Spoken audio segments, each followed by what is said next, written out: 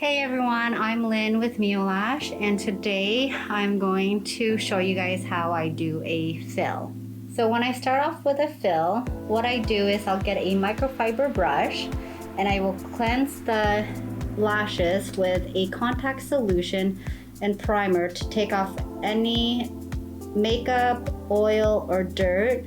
That way we get a very good retention on the natural lash.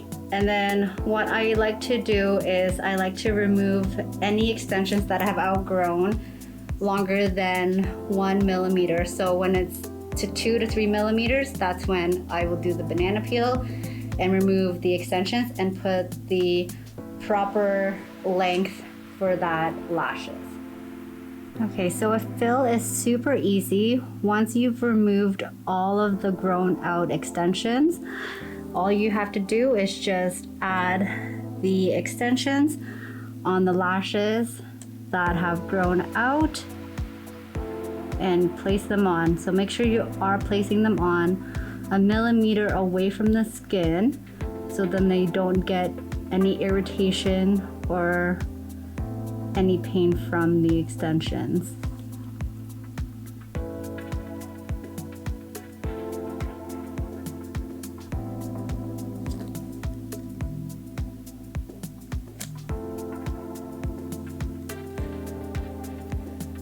So for this fill, I am using Premades. So this actually helps make the appointment go by faster, and the fans are always distributed so evenly, and it comes out nice and fluffy at the end. If you do have clients that come in with excess makeup on, what I would suggest is doing a good cleanse using a lash cleanser and a brush to really clean out the makeup, so then the extensions will bind to the natural lash really well, and then you're not going to have any issues with the retention.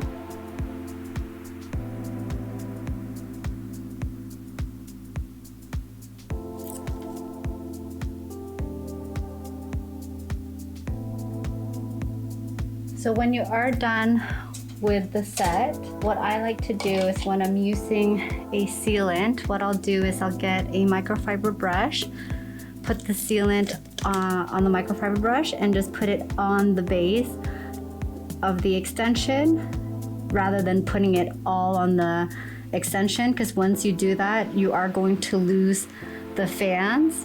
So if you really want to make the lashes nice and fluffy even after putting the sealant, I would highly suggest using a very thin microfiber brush to put the sealant on.